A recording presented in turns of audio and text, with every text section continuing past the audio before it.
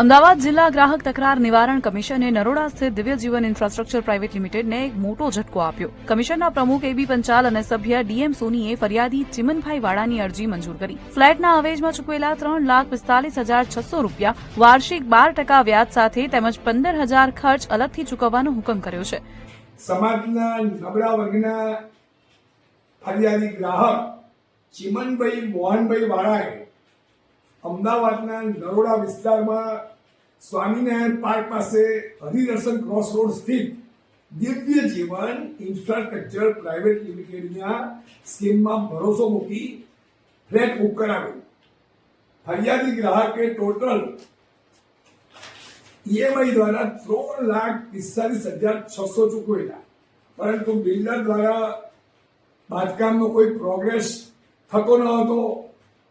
ગ્રાહકને લોન માટે master file આપવામાં આવી નહીં, યોગ્ય દસ્તાવેજો આપવામાં આવ્યા નહીં અને કામકાજમાં અસહ્ય વિલંબ થતો હતો.